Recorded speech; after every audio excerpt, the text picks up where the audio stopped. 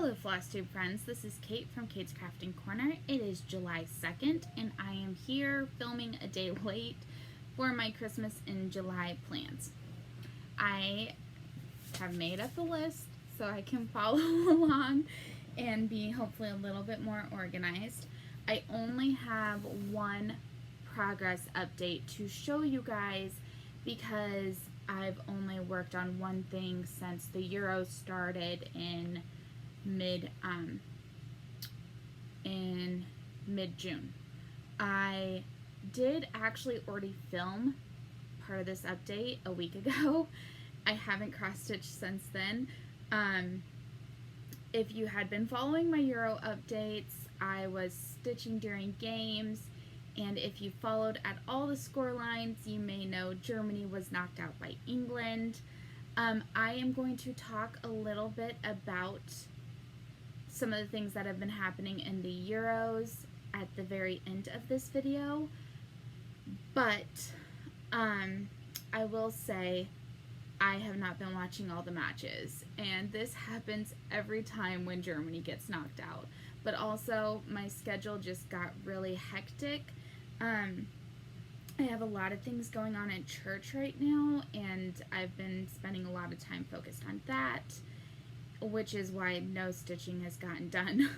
But it also meant that I was missing matches, and then I just didn't have the time to make them up watching them. So that's kind of what's been going on. I will now show you my, oh my gosh, I feel like I have to sneeze. No, but yes. Hopefully it'll go away. Okay, I will show you.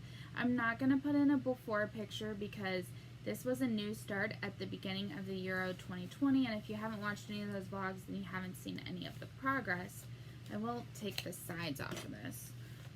There are a couple of matches I still might watch, so I'm not putting this away for now, and then the Olympics are going to come up soon, so I'll probably pull it back out for that. Oops, I just knocked something over. So this is my Around the World in 80 Stitches. Now in the, let me pick this up before I forget it. In the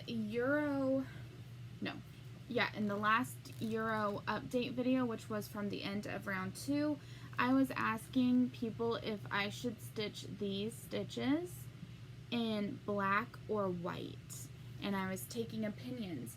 Well, someone on my Facebook post suggested that actually I stitch it in gray, which is what I ended up doing, and I think that actually gray is the perfect choice. It goes with the colors that are in there.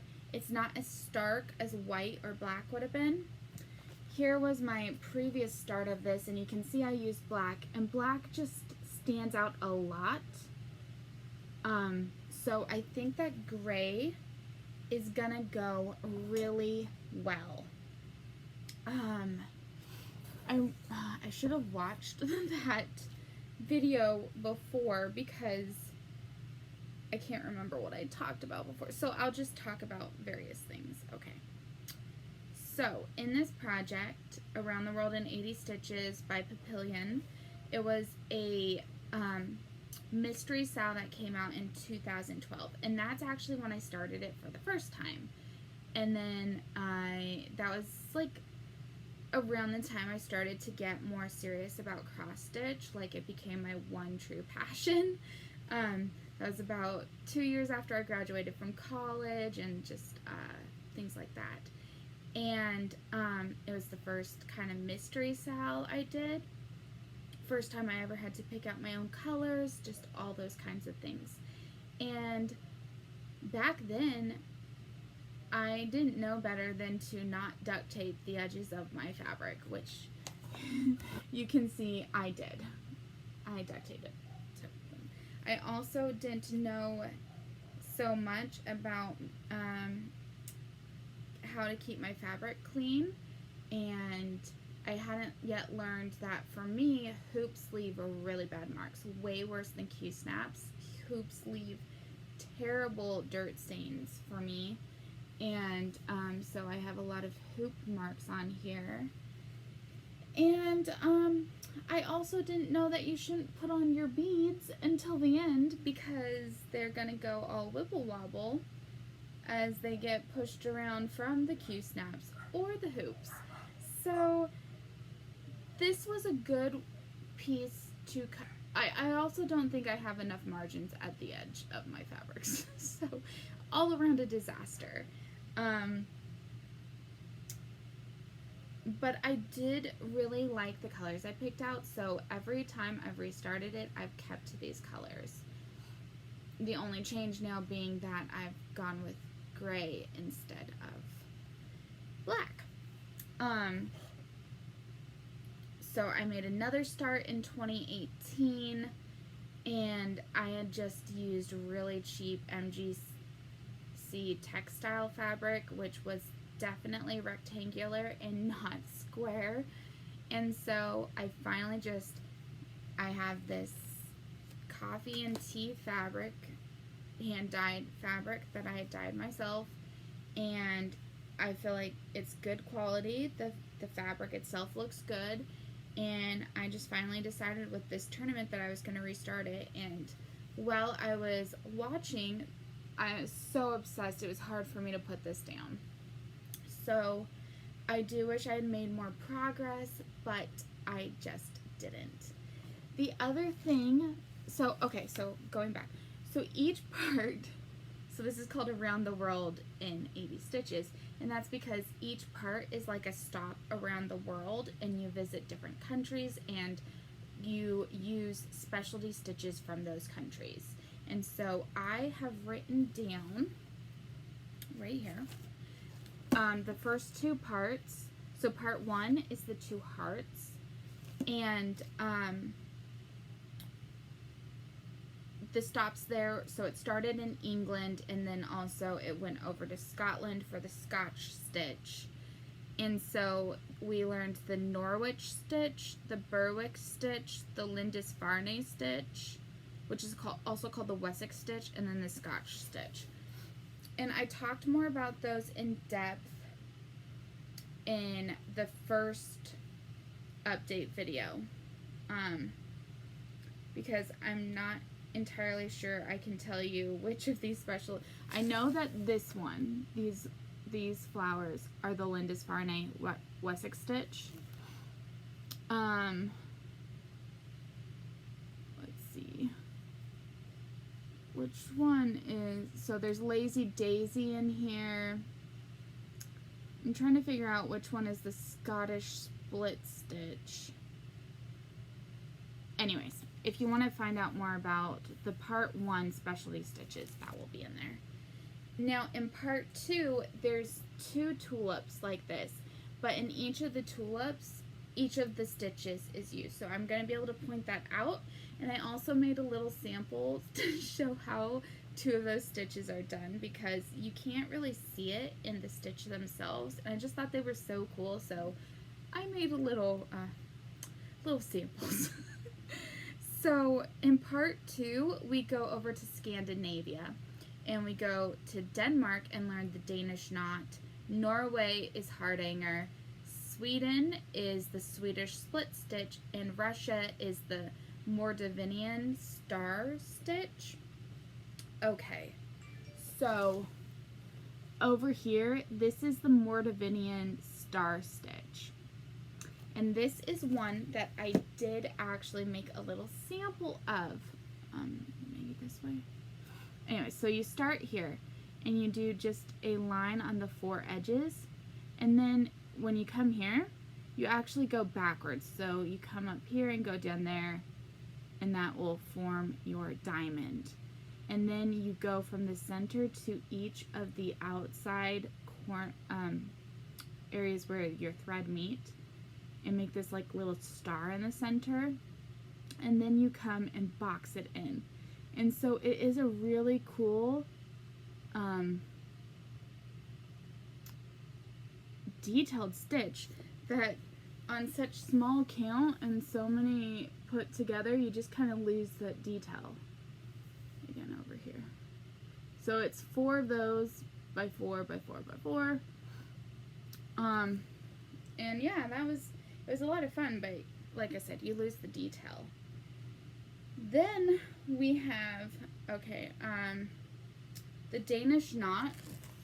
These little blue ones are the Danish knot, and mine are just simply atrocious. That was not an easy stitch for me. I struggle with just the plain French knot, and the Danish knot was so much worse.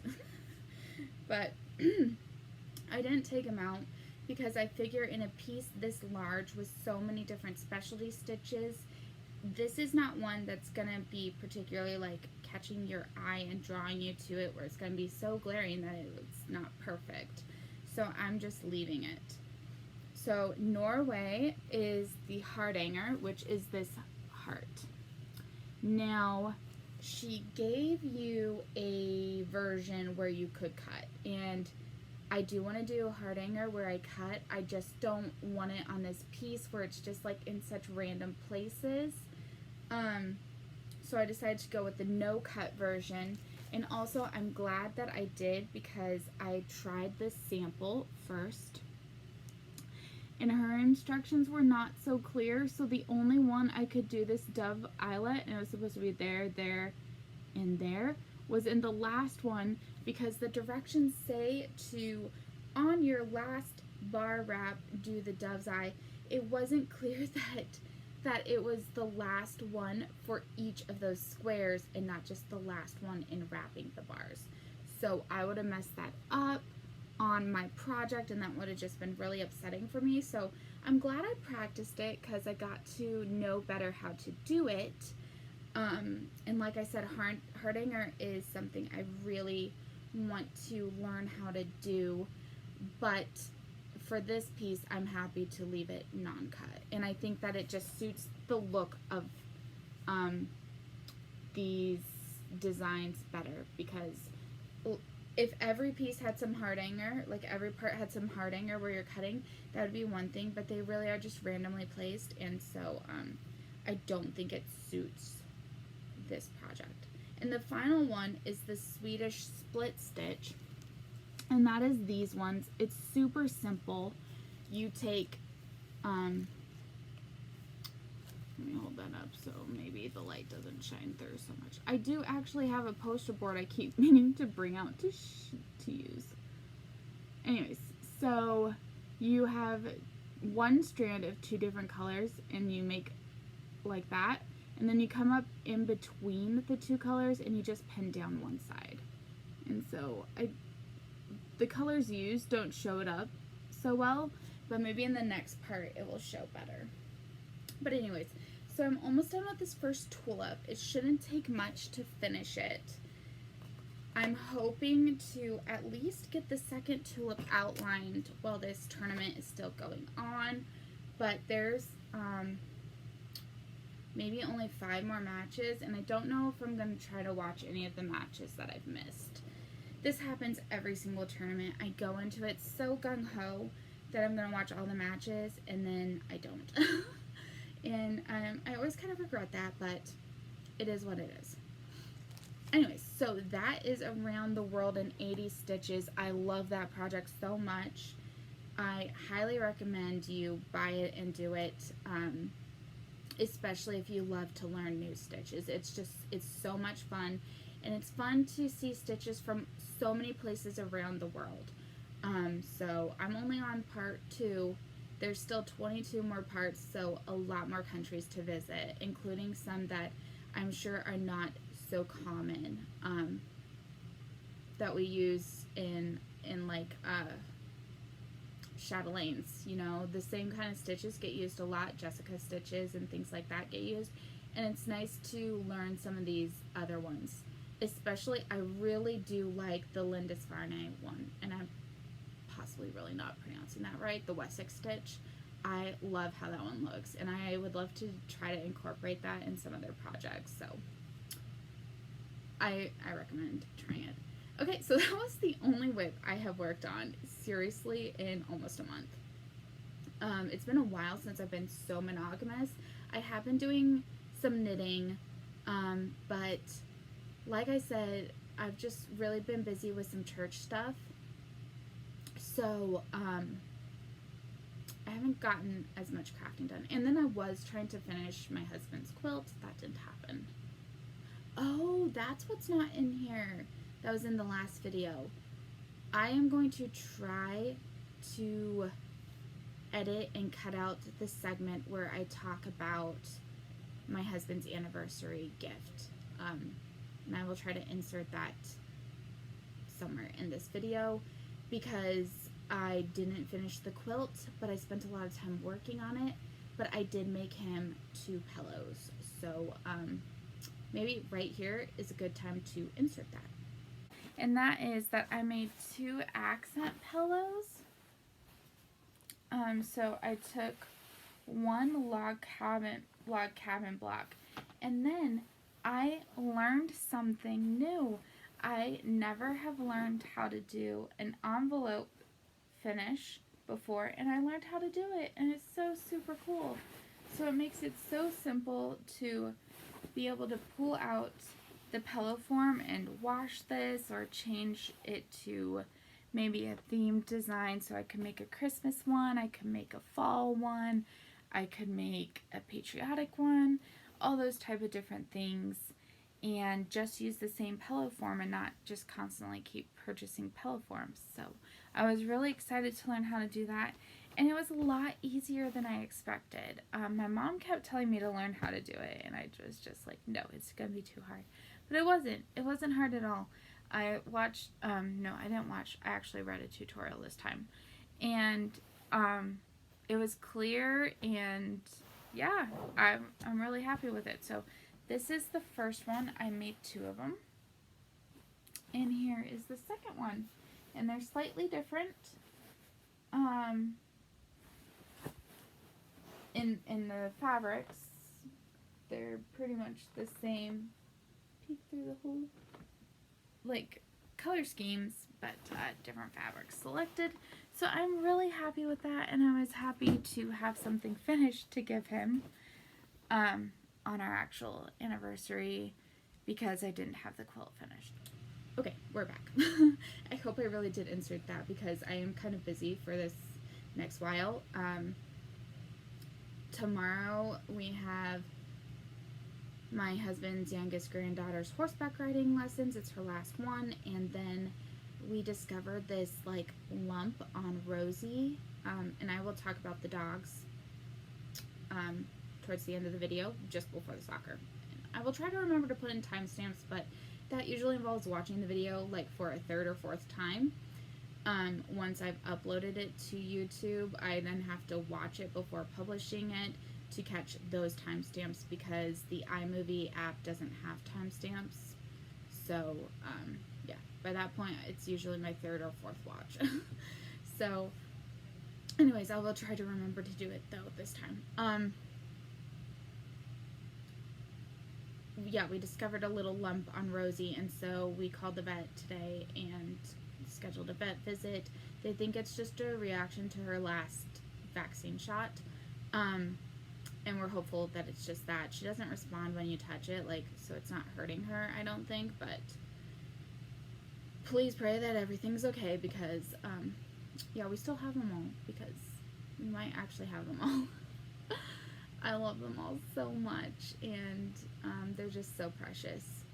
And I will talk more about them at the end, including some cute little videos. So, now talking about the monthly plans. So, it's now July, and I have pulled out the July Cottage of the Month. This is where I am at on that. This is not going to be really a focus piece for this month because I am primarily focusing on doing Christmas in July. But I am going to put that on kind of maybe my desk stand or just put it on not a frame, a Q snap, so that if I have like a challenge prompt that doesn't fit any of my Christmas pieces, I can hopefully pop this in. So yeah, I love this piece. I love, can you see the modeling in the roof here from, I love that, that's so cool. And the July one calls for a lot of specialty threads. So, yeah. Now, to talk quickly about Whip Go. So, this month for Whip Go, 2 cross stitches were called, and then on my non-cross stitch Whip Go, one of them was a sewing piece, so it goes into this section. So I have 3 pieces to share. Again, my aim is 1,000 stitches on each cross stitch piece and 10 hours on each non-cross stitch piece.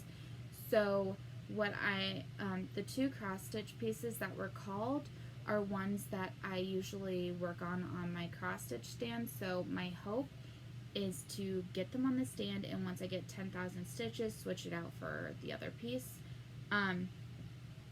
So the first one is Serengeti from Chatelaine, and I've mentioned before my dad's coming up to visit in the middle of this month for my birthday week.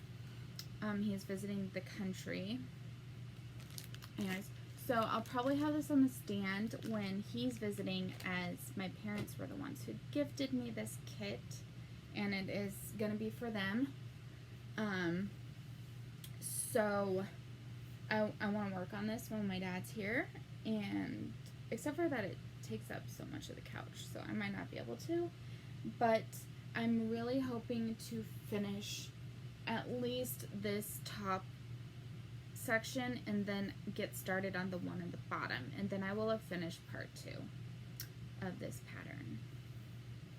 So this is one that I am doing the delicate beads as I go, but not like bugle beads or anything like that. Any of the treasures, those I'll put on at the very end, but the smaller beads I'm doing as I go.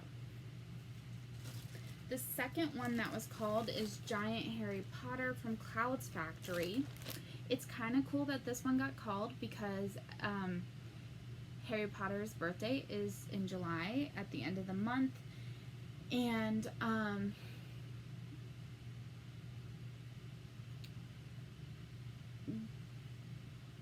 to briefly bring up something that I didn't know if I was going to bring up, but if you followed my channel for a while, you might know that I was a host of Dewey's 24-hour readathon, and I promoted that event a lot on this channel. I talked about it a lot, and my co-host and I, the reverse readathon, one of the weekends that it fell on was going to be Harry Potter's birthday, and we thought it would be a super cool idea to do a Harry Potter themed reverse readathon. And Harry Potter has played a large part of my life, and I mean, I did that cross stitch group with Vicky, and in high school, a Harry Potter online school basically saved my life because of personal trials I was going through. I met a couple of girls in a Harry Potter online school, and they basically talked me off a ledge. And the world of Harry Potter has just always been a safe place for me, and I don't even really pay attention to news and updates that are going on it. I'm not active on Pottermore or anything like that. I'm in a Harry Potter knitting and crochet group on Ravelry and all that type of thing. But anyways, long story short, I was accused of being transphobic because of the things that J.K. Rowling had said that, again, I just didn't even really know. Accused of purposely trying to hurt people, and long story short, I stepped down as host. It was never my intention to hurt anyone at all, ever. And so some of my Harry Potter joy has unfortunately been sucked out. I long ago divorced the world of Harry Potter from anything J.K. Rowling says, does, or whatever. For one thing, she's tried to kill off some of my favorite characters, and I mentally cannot accept that. In my world, Snape is still alive, and Fred and George Weasley are together running a joke shop. Like, I rewrote a lot of things in that world to suit my own purposes. And so I just don't really pay attention. And I mean, like, I read a lot. But I don't pay attention to the book world, you know? I don't pay attention to what authors are saying and news releases and anything like that. And I just really was ignorant, I guess you could say. And I was canceled hard. Like, hate mail. We were worried about getting doxxed. It was just really bad. And so, all that to talk about Harry Potter's birthday. So, I had been planning on reading Harry Potter on the birthday and cross-stitching. I might still do that because, again, Harry Potter is a world of itself to me. So, my love of it has nothing to do with anyone's political stances. And so, I'm sorry if that offends people, and please don't leave hate in my comments because I just keep it to yourself. I just don't need to hear it. So, sorry. We're all entitled to our own opinion. And, yeah. So, giant Harry Potter. I'm hoping to put that on the stand and maybe just work on it on Harry Potter's actual birthday. Maybe I could get 1,000 stitches in one day. I doubt it, but this is another one that I've restarted, and I am not so very far along. So, 1,000 stitches would be some really good progress on this piece. Here is where I was, but my fabric is so stained, and it's white, which means certain things weren't showing up. But I do love this piece a lot.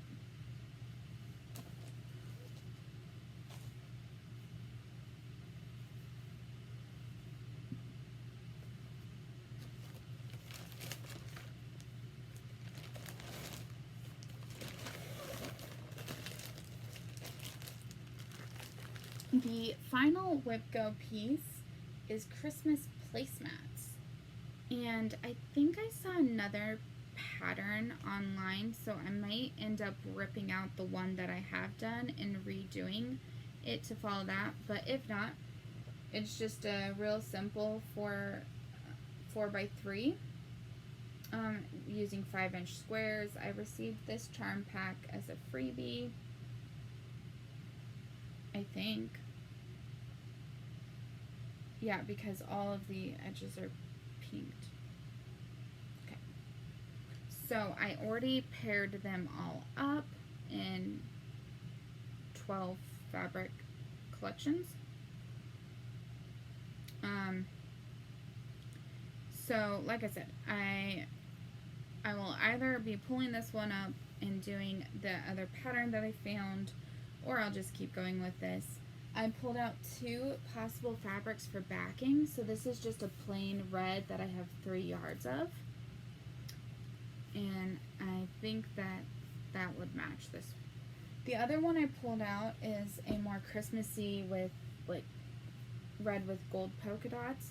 But I'm not as convinced that it will match as well. So I'll probably go with the plain red. But we will see.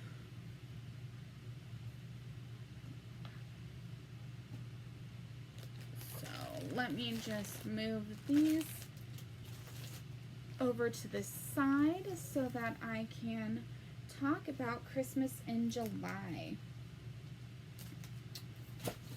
Oops.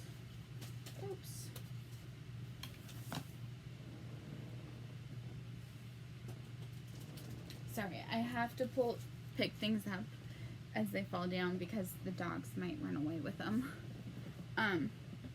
Okay. So, Christmas in July. I identified 31 Christmas whips that I have, and I thought about just showing them all in this video, but then that seemed like it would take forever. So my plan was to work on one per day, but I'm already a day behind anyways.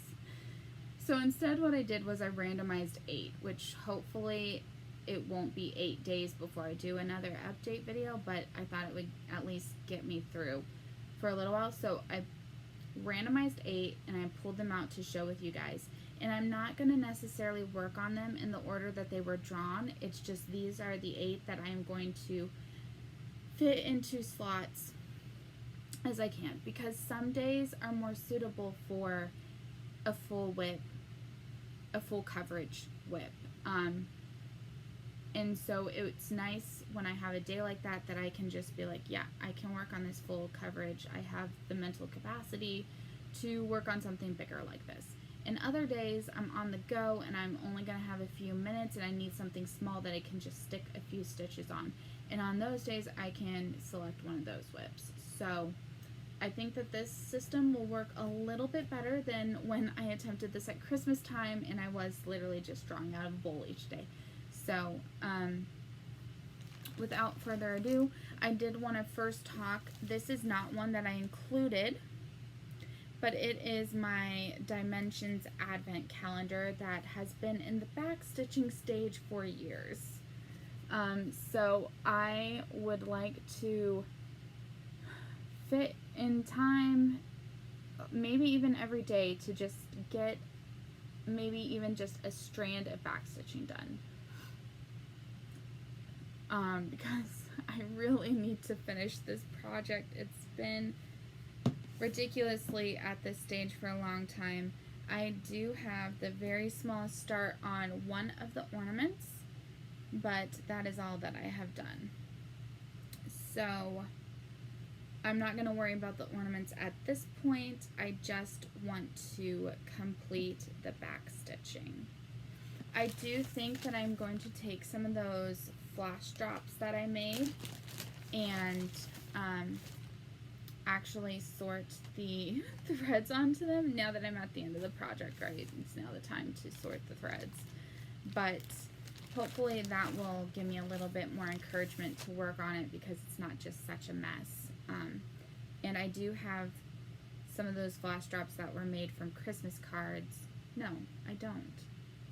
I don't actually have any Christmas card ones. I have Easter.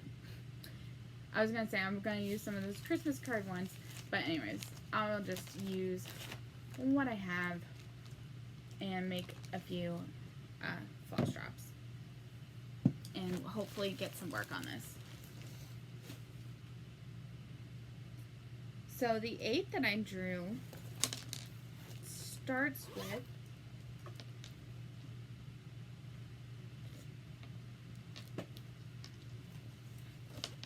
Prairie Schooler Santa from 2013. This is the one with the clocks. I'm making it for my husband. And here is where I am at. So, pretty decent progress.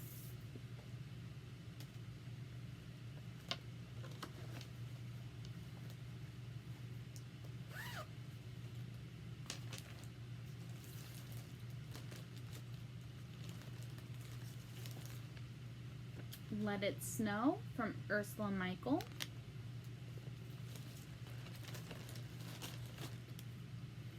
And here is where I am at on that. This is another one I started back before I knew better than to tape the edges of my fabric. So at Christmas I worked some on this hat, so I would like to work more on it. And this is one that I've been doing the back stitching as I go along, so I think they look so good once you add that back stitching.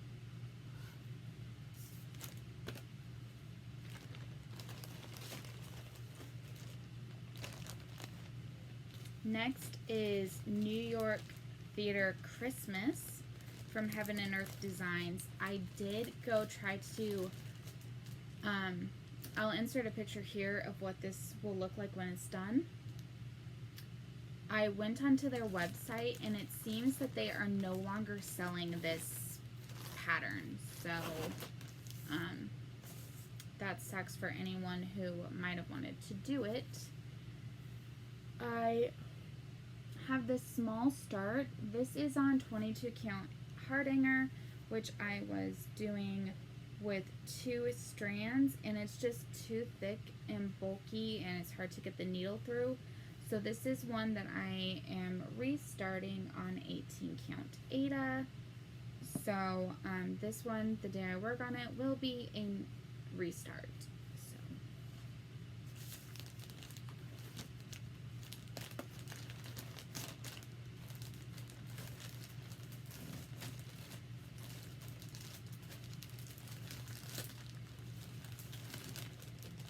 The next one that was drawn is another Heaven and Earth Designs. This is in one of my favorite project bags that I ever made. And I love this lining inner fabric. This is one of the project bags I'm the most proud of. And I think this is 18 count magic count. And so what I will be working on is working on more of these parked threads. So that's where I am at. I really enjoy this one. It's just got a lot of confetti in it. It's Donna Gelsinger, Silent Night Lane.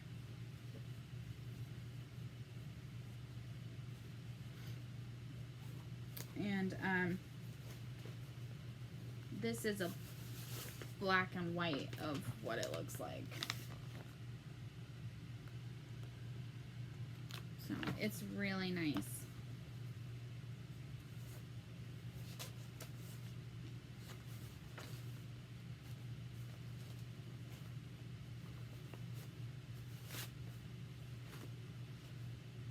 Okay.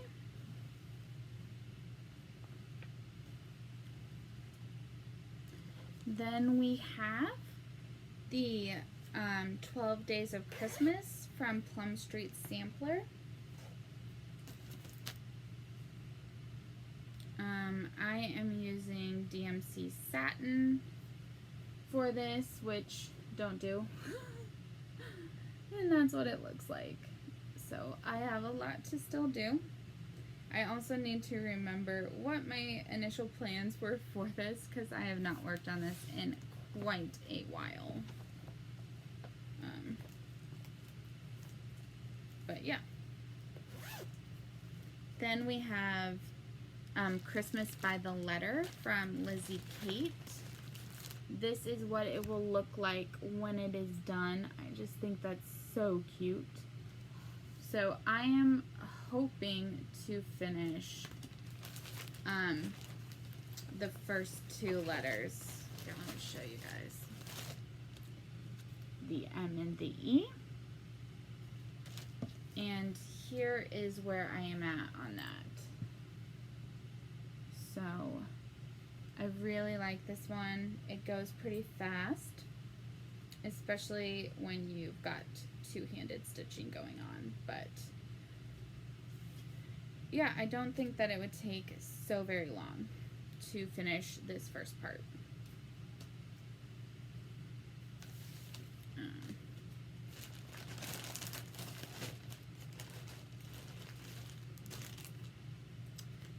Next we have Celtic Noel. And this is what that will look like when it's done. She is so beautiful. And did I finish it? Yeah, I did finish the first border, which last time I worked on it, that was my goal, was to finish that border. So I kind of have a decision on what to do now. So this is the border I finished. Maybe I will go and work on this one, or I will come and just do this straight line or something like that. I'll see what I'm in the mood for, or what I have time to do on that day when I pull this one out. but I really love these Celtic ladies. And the final one I have to show you guys is Yuletide Garden Labyrinth from Carolyn Manning. This is one I also worked on last Christmas. And here is where I am at on that. So, I am pretty close to being done with the first part.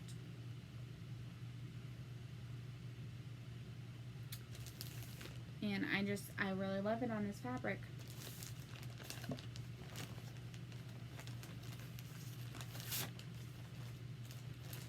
So that concludes the Christmas in July section. I don't have a goal for amount of time I want to work on each piece. Some days I might only have half an hour. Some days I might have way longer. We'll just see how it goes. And I will come back in a week with an update of where I got on these and a preview of the next 7 or 8 pieces. Next, we're going to go into a life update section. So if you were only here for the cross stitch and the crafts, I will talk to you guys later. So bye. Life section. So in case you're interested in my personal life, I mentioned several times I've been really busy with church. I am a member of the Church of Jesus Christ of Latter-day Saints, and for the past few months I have been preparing to go to the temple, which is really important in our church, and I just finished up my lessons for that, and I met with our bishop and stake president, and I have been recommended to go to the temple. I received my recommend, and next week, in exactly a week, I will be going to the temple, and I am so very excited. And I know that most of you guys aren't members of my church, and that's totally fine. But this is something that's really sacred and special and important to me, and that's why I've spent a lot of time dedicated to studying and preparing for this. And I'm just really, really excited. And so that's why I haven't spent so very much time crafting, and haven't watched as many of the games as I wanted to, because instead of watching games, I just spent some time studying, praying, meeting with people, and for me that was more important than, working on some crafts. So that is my biggest life update that I'm so very excited about. This weekend I am going down to Fresno because I get to see my dad for the first time in almost 2 years. My parents live in Singapore, and because of the pandemic, my dad and even my youngest sister, it's been, oh my gosh, longer since I've seen my youngest sister than even my dad. But my dad is usually able to come back to America because of his job at least once a year, and sometimes more than that. And so I had gotten used to seeing him more frequently. And my mom came back last year for personal reasons, and so I was able to see her before she went back to Singapore. But this is the first time I've gotten to see my dad in almost 2 years. And so we're going to go to a baseball game, and then my dad's going to come up here for a week in the middle of this month to celebrate my birthday with me. I will be turning 33, and I'm just really, really super excited to get to spend time with him. And yeah, so that's kind of what's going on there. Life updates regarding the dogs. We have all of them still. And it might be permanently still, so I hope so anyways. They are all so very precious, and they've all received their complete parvo and all those other vaccine shots. Their last one was almost 2 weeks ago, and we took them out last weekend for the first time to a dog park. We had all 6 dogs at the park, and we started out alone, and then some more dogs came, including this husky that wanted to play with Lily, and instead she ended up running and trying to escape, and the poor little thing was so traumatized from that she like spent the rest of the time at the dog park just trying to be held the whole time. But we were trying to show her that she can stay by us, but we weren't going to pick her up because she needs to be brave, and we didn't want this one moment to kind of define experiences in dog parks for her. So I don't know, people can have their different calls. Some would say we probably should have just held her the whole time or taken her home, but we did what we felt was best. We made sure that the dog didn't get near her.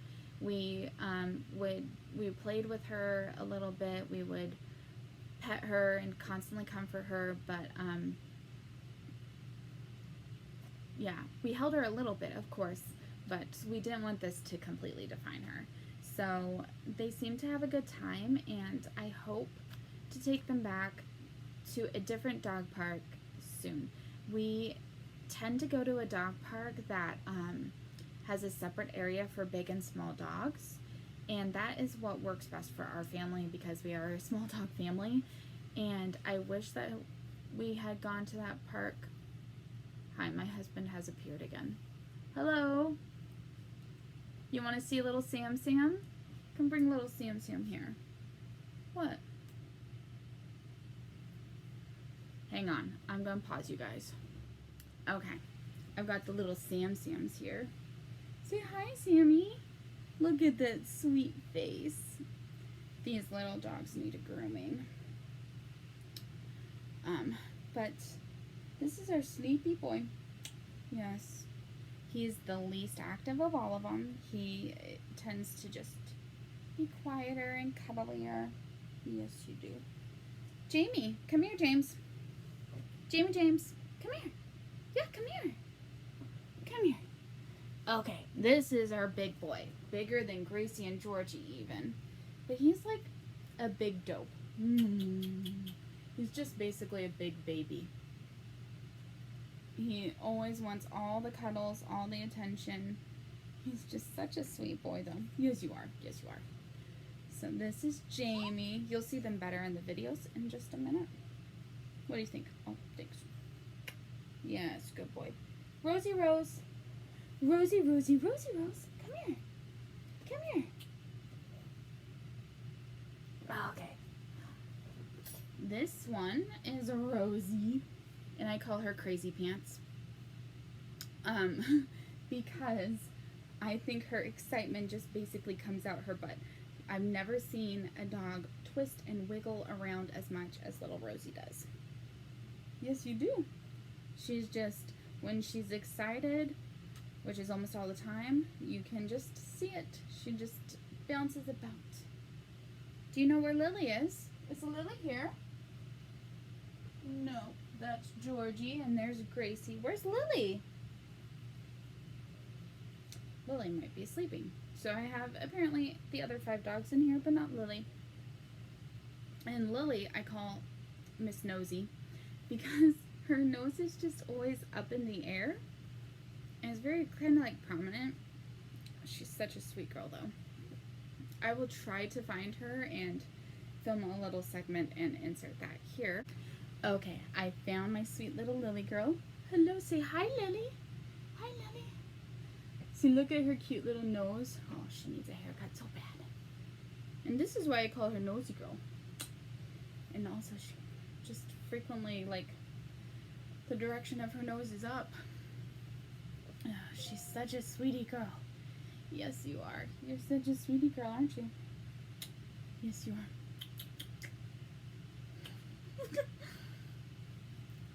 So, I just thought I would show you little Lily. Yeah.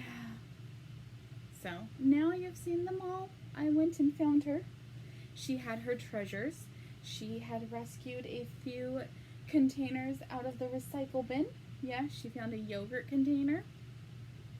and a box of chocolates that were eaten, and they were in a plastic container, so they were in their cycle. And she rescued them to play with them. That's what she likes to do. Even though they have plenty of toys, they like to go take them from the recycle bin.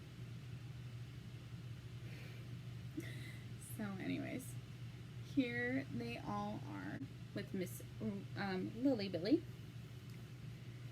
She has a lot of nicknames. Lily Billy, Silly Lily, Nosy.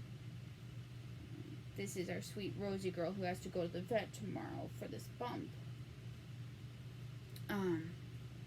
The bump is right here, and it's quite prominent feeling, but she doesn't react at all when you touch it. Doesn't seem to hurt her. I've never caught her trying to chew on it, so I think she will be okay. You think so, Lil? Rosie? Yes. Georgie, you want to say hi? You want to say hi to everybody? Come here, George. Here is Georgie. About 2 weeks ago, he and Gracie got their summer cuts, so he's a little bit of a naked chicken. Isn't that right, my bud? He probably struggles the most with having the puppies about. I think because we kept him away from them for so long when they were babies, he is a bit more hesitant about if he's allowed to play with them. So sometimes, like, I'll see him playing with them, and then he'll notice that I've seen him, and he'll stop, like he's gonna get in trouble. So, and then he also just really likes his space. So if he's trying to sleep and they try to get up in his space, he growls. But we try to give them all a lot of love and a lot of cuddles. Yes, I love you. Yes, thank you. Thank you. That's a lot of kisses. Okay. This is also my kissy boy. He just loves to kiss. He does not like to receive kisses. He only likes to give them.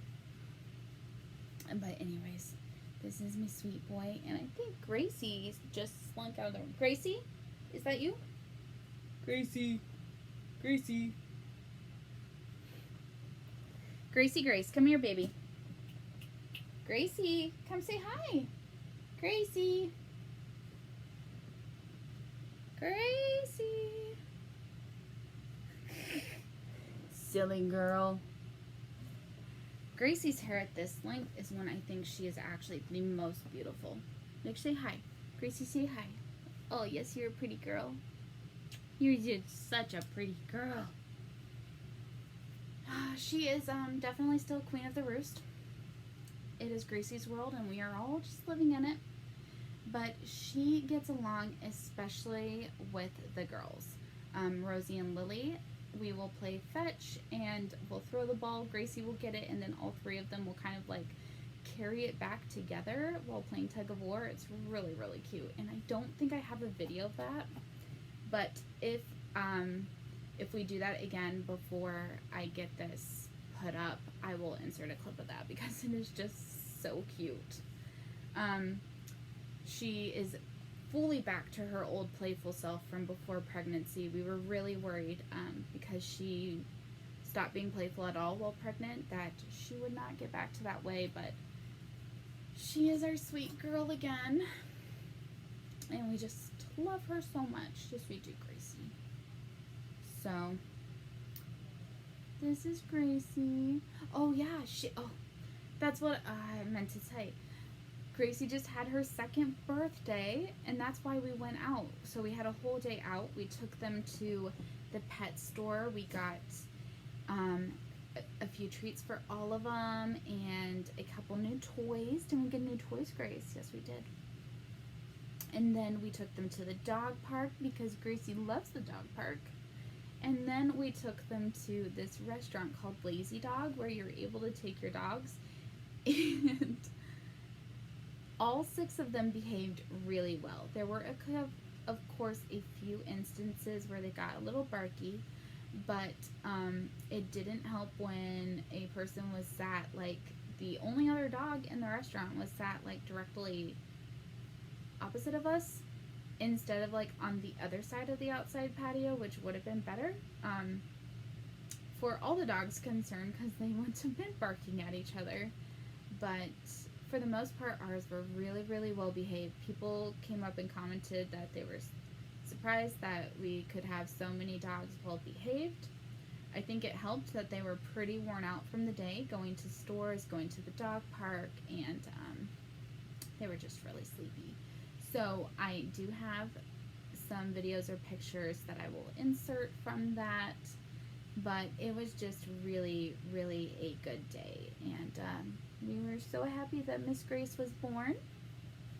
She was born 3 days after Howard and I got married, and so it was almost like she came into the world knowing she would come to us, and yeah, we just love our little Miss Grace. So, are you sleepy, girl, now? I'll put you down. It's hot, so they sleep a lot. There we go, baby. Came to the dog park, which is completely abandoned, but it's the first time for the little babies. Yeah. I'm leaving these right on the grass. Okay. This is their first time at this dog park. There's no other dogs here. The little puppies were all vaccinated. Ooh, lovely, George. For the first time earlier this week, so we thought we would take them to the dog park today. And they are such little explorers. They're so good. We also took them to the dog store, which, you know, was a mixed bag. It got better the longer we were there. But yeah, just having a fun day out. It's Gracie's 2nd birthday, so we may or may not go to the Lazy Dog restaurant. It's we don't know if they could handle 6 dogs, if the dogs could handle it, so we're still deciding, but yep. And it goes all the way back there. Not a single other dog. No. Come here.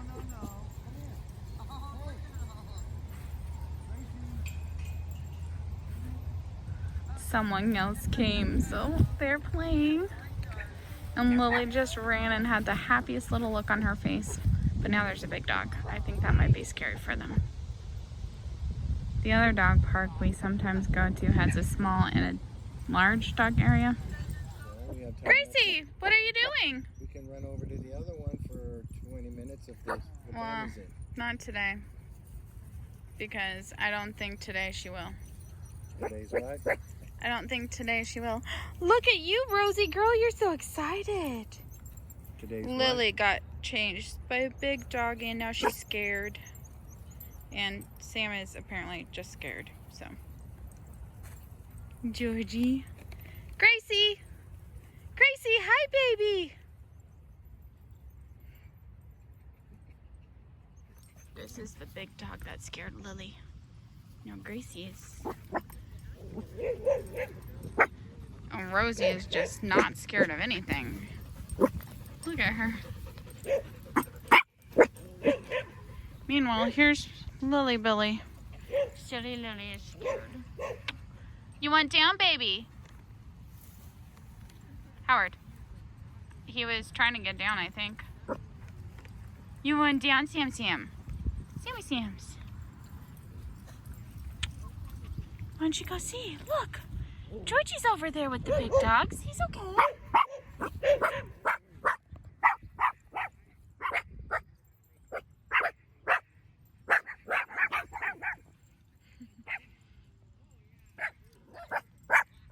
Oh, Lily's scared. See, everyone's okay, Lily. Hi, George. Are you having so much fun?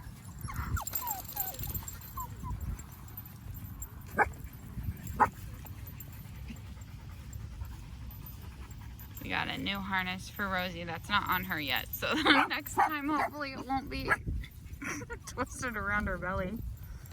Look at that big black poodle over there.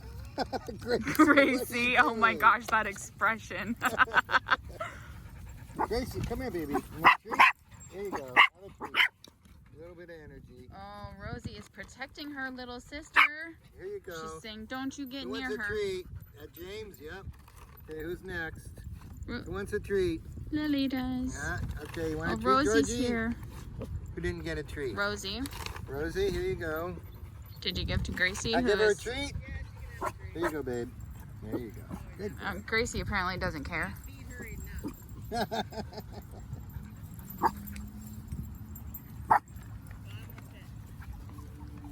Lily, Lily, go play, baby. Oh, we're going to come on.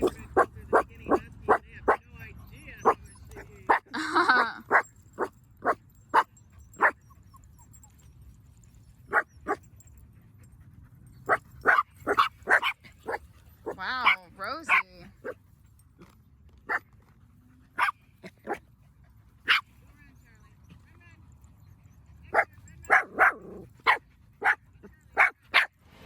At the Lazy Dog restaurant, and they are all here, and we have them connected to this thing. But being decently well behaved so far. They are going after their food. We got one hamburger and one chicken and split it up between the 6 of them, and they're so cute. Seem to be sticking to their own bowls, so that's pretty good. She's staring at me like, why would you put me down? So those are our kind of life updates and big updates. Now a soccer update, and I'm going to try not to be too long about this, but things really got crazy. So let's go through the last round of the group stages. I completely correctly predicted Group A in the order that they would go in, which is Italy, Wales, Switzerland, and Turkey. Wales is just kind of that team I always root for when I'm rooting for like a smaller nation. I don't know why, I really just like their team. In part because I feel like they have a couple big name players, but they actually play as a team and not just like, this is our star quality player and we are going to focus everything around this person. So I really like the teamwork that's displayed usually by the Welsh national team. Then in Group B, okay, this group was crazy. So that was the group with the Denmark team. And they're the one who, Christian Eriksen, their player, had the cardiac arrest on the pitch. And then they had to go on 90 minutes later and play that game, even after basically almost watching their teammate die and then be resuscitated right in front of their eyes. And I thought it was just really wrong that they were forced to play that same day. They lost that match to what should have been the easiest team in their group. Then their next game was against the hardest team in the group, the country actually ranked #1 in the world, and they fought really hard in that match, but they still lost 2-1. They even scored the first goal. However, they went on to hammer Russia in that final match. They scored 4 to Russia scored 1, and they actually managed to come from starting the game in 4th place. They finished the standings in 2nd place. And Russia actually got eliminated. Finland, who was the other team they were playing when their player had the heart attack, they ended up getting eliminated as one of the 2 third-place teams that got eliminated. So that was Group B. And I correctly predicted 1st and 2nd place, but I had Russia and Finland switched in my predictions. Sorry, I'm skipping pages. Okay, Group C, which was Netherlands, Ukraine, Austria, and North Macedonia. I completely correctly predicted the standings of this group, which was Netherlands, Austria, Ukraine, and then North Macedonia. So in the basically in the order that I read it. So the final match day, the Netherlands beat North Macedonia 3-0. And Austria beat Ukraine 1-0. So there's not a lot to say. I thought that the Netherlands put in a pretty solid performance. I actually thought North Macedonia put in a really good performance, considering this was the first time in the tournament for them. They did really... Oh, and they went into the match knowing they'd already lost, so they had nothing to lose. There was no way they could go forward in the competition, so they literally had nothing to lose, and they put it all out there. I don't think the 3-0 scoreline accurately represents the effort that North Macedonia did. They did deserve to lose, don't get me wrong, but I think that 3 for Netherlands is probably a little bit generous. I did actually watch that match. We're not at the part yet where I stopped watching matches, so I can speak a little bit more knowledgeably than in a couple minutes. Group D, I almost completely missed the standings for this one. I did predict England finishing in first place, and England beat the Czech Republic with 1 goal. And so in the group stages, England scored the least amount of goals. They only scored 2 goals. They conceded none. So they haven't, even to now, they have not conceded a goal, which is really kind of amazing, but their scoring is not the greatest. Then I had predicted Scotland. That was just kind of like my hope, another small country that I just had a lot of hope for. Then I predicted Croatia and Czech Republic. The standings were actually England, Croatia, Czech Republic, and Scotland. When I made these predictions, I had forgotten that Croatia were the runners-up in the last Euros, so I kind of forgot that they were a pretty good country in terms of the sport. So Croatia beat Scotland 3-1, so Scotland's hopes were basically done after that. If they didn't win the game, they were not going to be able to go forward. Group E, the group with the S's, Spain, Sweden, Poland, and Slovakia. Spain finally woke up, and they beat Slovakia 5-0, which is how Slovakia ends up getting eliminated from the competition, because they just had a -5 goal differential, and there's like you can't overcome that. It's real bad. And then Sweden beat Poland 3-2, and Poland, this was a match that they had to win or they would not be able to go forward, and they didn't win, so they got eliminated. So the standings were, and I predicted Spain, Sweden, Poland, Slovakia. The standings ended up being Sweden, Spain, Slovakia, Poland, so I got no credit. I completely missed the standings there. Now Group F, the group of death. I correctly predicted this. My hope for Germany, like my hope for them, ended up being right, and they came in second in the group. So it came out France, Germany, Portugal, and Hungary. Both games in this group ended in a 2-2 tie. So, yeah. So France, Germany, and Portugal all progressed to the next round. And this is where I'm going to talk about the next round. And before I get into the individual matches, I'm just going to say this group of death that had some of the top-ranked favorites in the tournament, each of these countries got eliminated in the next round. And part of me feels like these group of death situations are just so really unfair for the teams in them, because every single match for these countries was a have to win. You have to field your best players. There was no game that they could play where they could rest half their team. In Italy's final game, they were able to rest 8 of their players. Like, they completely rested. Netherlands was able to rest players. And these group of death teams did not have that luxury. And as a reminder, France was ranked 2, Portugal was ranked 5, and Germany was ranked 12 in the world. Like, not just Europe, in the world. And Hungary was about 35. So, I mean, even their 4th place worst team in the group, was not like someone in the 50s or even further. Like, they didn't have North Macedonia to come up against.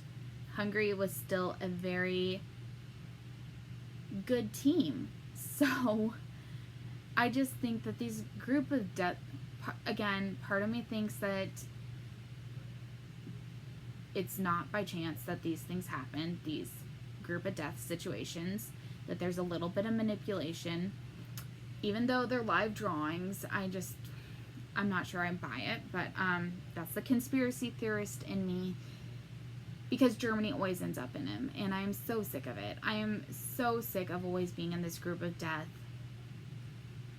and I just would like an easy group for once. Like, other countries get easy groups, why don't we ever get an easy group? But whatever, okay, stop complaining.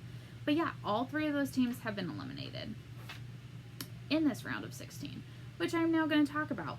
I only correctly predicted 3 of the 8 games. So, not great predictions. A lot of really crazy things happened in terms of eliminations, because, again, I did not watch all these games. I did watch this one, Wales versus Denmark, and I predicted Denmark to win, and oh boy did they win. 4-0. Like, I was going back and forth between predicting Wales and Denmark, because I do think Wales have a pretty good team, but Denmark had the, like, emotional energy behind them, and yeah, it paid off. 4-0. It was a really dominant game from them. Italy versus Austria. This one ended up, Italy did go through, however, it was 0-0 through full time, and they had to play extra added time, and it ended up 3 goals were scored in extra time. Like, why don't you put that effort in for the full time before you get to extra time? But Italy scored 2 and Austria 1, so Austria was eliminated, and Italy went through. I did not watch this game, Netherlands versus Czech Republic.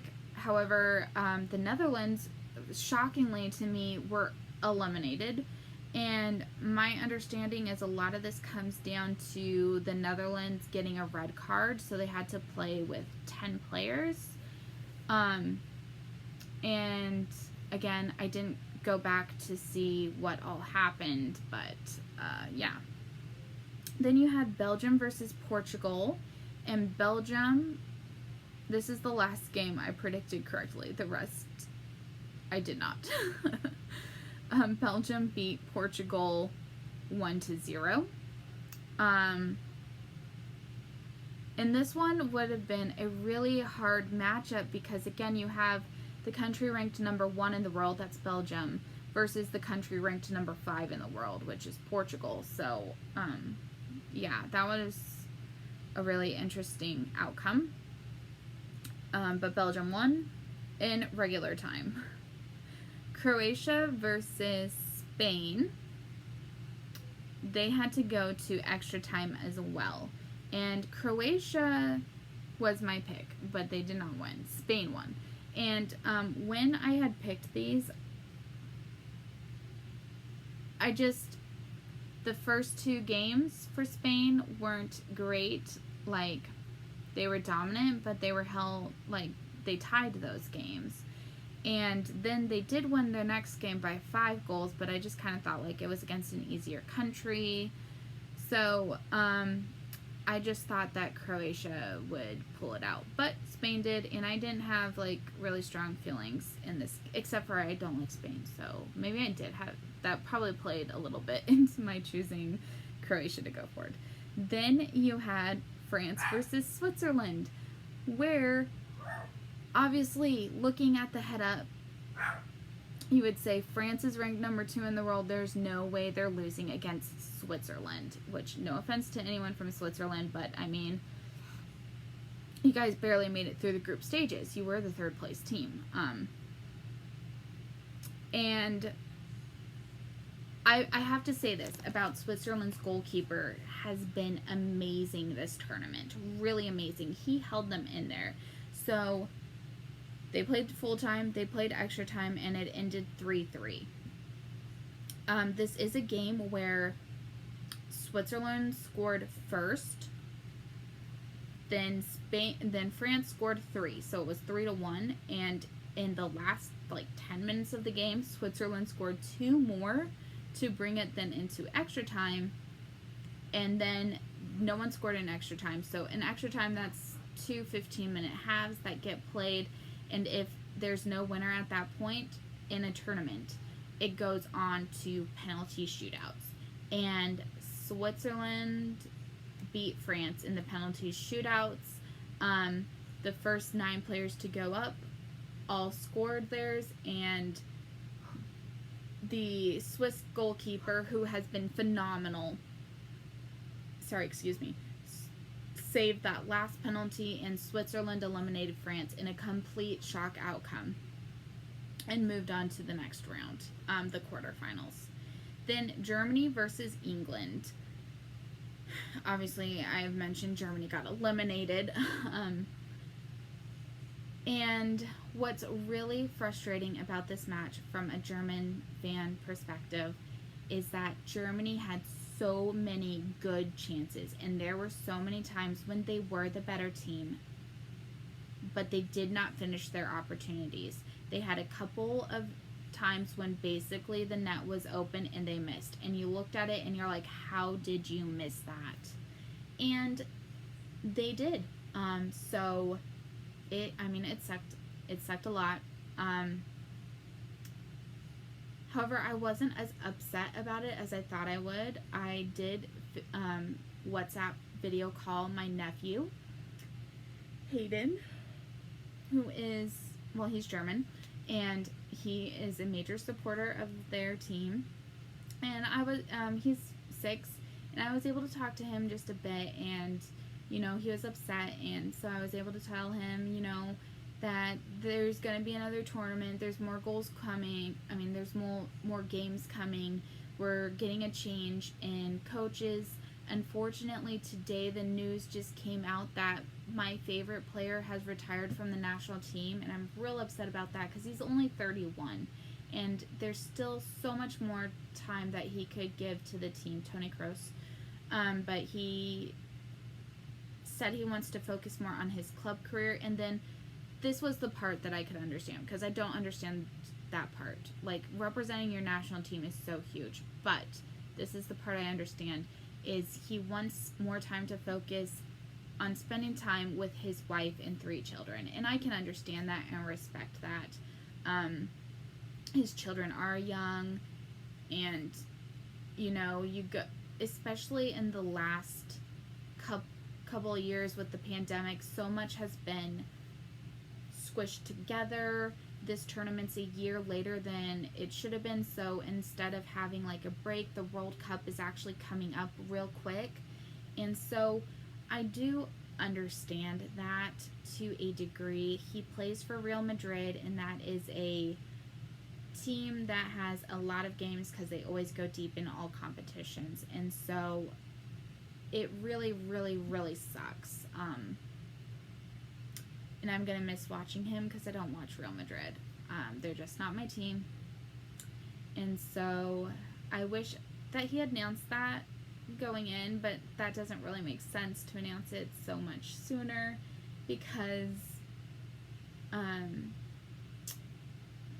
wish I had one of his national team jerseys, so that really, it really sucks. I got his team jersey for Bayern Munich, and then he left, and so I have a jersey with his name on it, but it's for a team he hasn't played for so long, and so it just it all sucks. It sucks. But anyways, so England won that game 2-0. They were not convincing, in my opinion. They did all right. There was a lot of the game when it was pretty even, where you thought that this was going to go all the way to penalties. And then they scored 1, and then Germany had a wide open net situation that Thomas Muller somehow missed, and no one really knows how and why. And then they scored one more, and after that it was like, well, it's done. It's done. And they again didn't concede any goals. So this whole tournament they have scored 4, which is not a lot for a tournament, and they have conceded 0, which is actually really good. To go this far and to have not conceded a single goal is really good. But they beat Germany, and that's like the first time in ages. So, oh, this is one thing I did want to say. And going further into this competition, I am not going to support England, and I am sorry for any English people watching my channel and watching this and being like, why wouldn't you support us? And the reason is, for the second game that I have witnessed, the English supporters again booed during a national anthem. And I am sorry, but that is unacceptable behavior, and I can't support a team that's what their fans do. Like, you don't have to like another country, but you don't boo during their national anthem. It's just wrong. It's unacceptable. There should be consequences. It's not part of the game. And the first one I observed them doing that was during the Scotland game, and now they did it during the Germany game. And my sister sent me this thing because if you watch enough English commentators, they always talk about this rivalry with Germany, right? And my sister sent me a snippet from the Wikipedia page of the English national team, where they even talk about this rivalry with Germany, where it's probably their biggest rivalry, is more in England's head than it is in Germany. And Germany pretty much considers Italy and France to be their 2 biggest rivals. Maybe they said Spain. I don't know, but it wasn't England. And so, like, this rivalry that causes their fans to boo is more just in the English people's head. And it's really, really disrespectful that there was booing during the national anthem. I'm sorry, but it is. Anyways, that's my soapbox, and I'm gonna get off of it now. But yeah, I don't like it. The final game of this round was Sweden versus Ukraine. I predicted Sweden to win, but somehow, in extra time, Ukraine beat Sweden 2-1. So, well done, Ukraine, because I had basically written you guys off because you weren't really performing so very well. And I thought that Sweden had a game plan in both of their matches. They topped their group, so, yeah, I did not expect that at all. And so that makes 4 of the 8 games went into extra time. 1 went into penalties, and I just think that that's really kind of crazy, that so many matches can't be scored during regulation time playing. Now, only 2 quarterfinal matches have been played. Tomorrow, the last 2 will be played, but I'll talk about the 2 that were played today. I didn't watch them, but I see the scores. Somehow, and I probably would be interested in watching this game, Switzerland held Spain to a 1-1 draw, and that is crazy. My prediction definitely was that Spain would win.